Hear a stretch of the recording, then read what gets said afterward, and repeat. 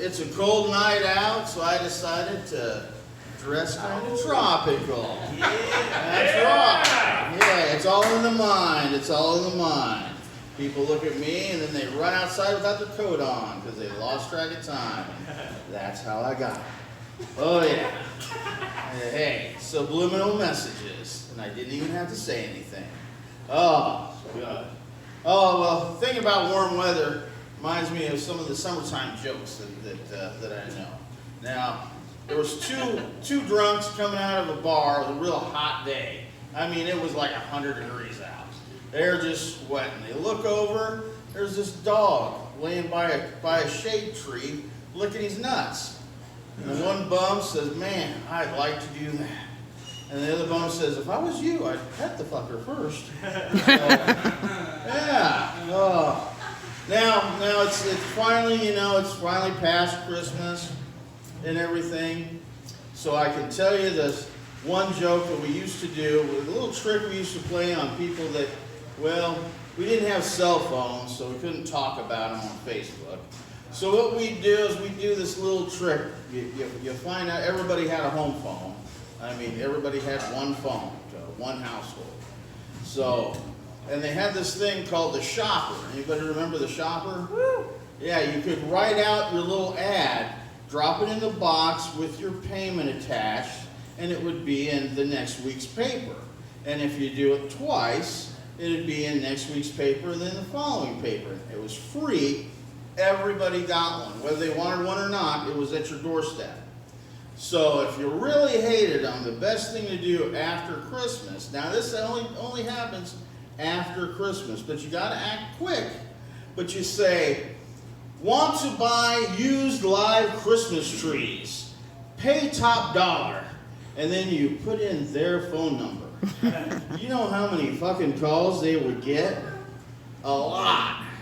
Enough that they'd have to change their phone number to quit getting calls.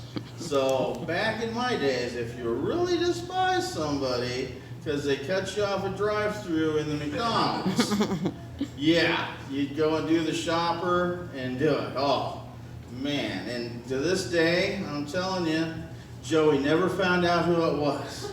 So, just makes me feel better getting that off my chest. I tell you. Oh, now, the other thing I like to do, when I drive Uber, so, sometimes I'm getting a little mischievous. You got a lot of out-of-towners coming in the Midwest for the first time, never seen a cow.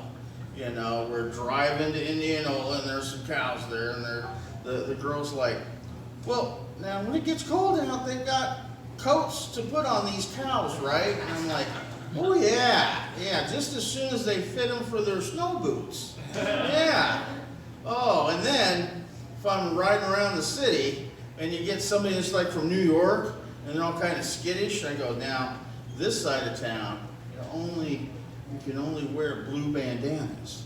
And this other side of town, oh, don't get caught with a blue bandana. You gotta have a red one, just so that, they think our town has some street cred. I'm telling you, it shakes them up." Oh, now I was watching the news, and they had about all the federal workers. All the people that work for the federal government, they're not getting paychecks. They're going to food banks. So, I was broke once in life, so got a couple tips for them out there. They call it 2-ply toilet paper because you can split it in half. That's real good. And then the other thing is that cuts better than toilet paper. But to tell you the truth, I never split it in half. It was too easy. You go into any restroom at the hospital. There's always an extra roll on the back of the toilet, and you just wear a big coat. But I'm not condoning that. But yeah. I tell you. Oh, now we went to an RV sale, and started looking at all the RVs. And I got to thinking, with this stuff going on, we need to have a tent sale because, let's face it, $86,000 or $300 for a tent. We just want ones with different sizes. Of course, if they came with furniture, that'd be good too, but it's hard to pack up the car. Oh, Well, hey, I'm Jeff. Woo! My time.